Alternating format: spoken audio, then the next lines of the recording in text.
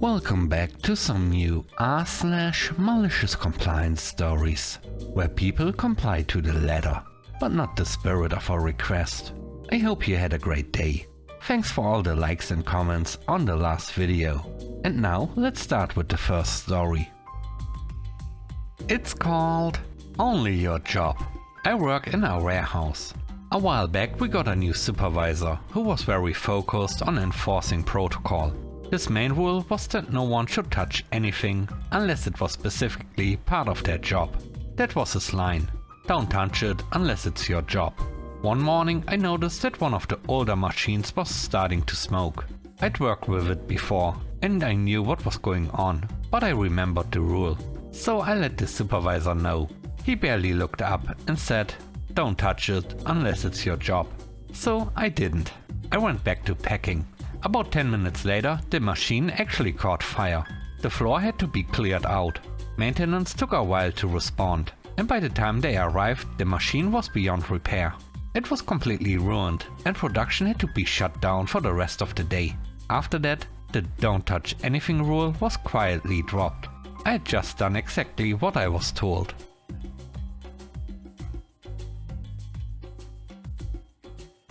The next story is called Dress Clothes. This happened when my cousin and I were both 14. My aunt came over for dinner one evening and started venting about a wedding they were invited to on her husband's side of the family.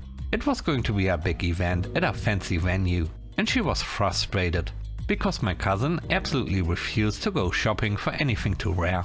At the time he was in a kind of skater emo phase, and the idea of dressing up was something he wanted nothing to do with. He told my aunt he'd wear jeans and a black shirt or he wouldn't go at all. She was clearly annoyed. She said she tried 3 separate times to get him to the store to pick out nicer clothes, but he kept turning her down. She mentioned she was tempted to use her parental authority to force the issue. I told her that I still had a nice suit in my closet that might fit him if he kept refusing to shop. I suggested she use it as a backup plan just in case. She agreed, and so did my parents. About 6 months earlier, I'd worn that same black suit, white shirt and a bow tie to a different family event. My cousin had mocked me at the time, said I looked like a toddler dressed by his mom, and swore he never wears something like that. Back then I didn't have much to say in response, but I hadn't forgotten. So this was also a bit of a revenge opportunity. True to form, my cousin never budged. No shopping, no compromise. He stuck to his word and avoided every trip to the mall.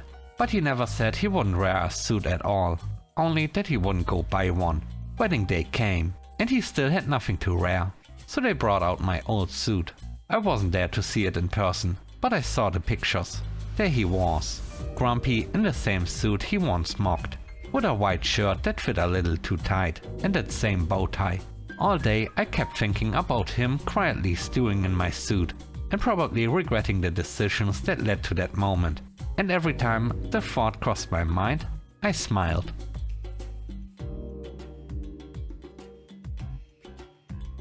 The third story is called Stop Saying No. My mother-in-law has a very cute but very badly behaved dog. I'll call him Fred. Fred has basically never been told no in his life.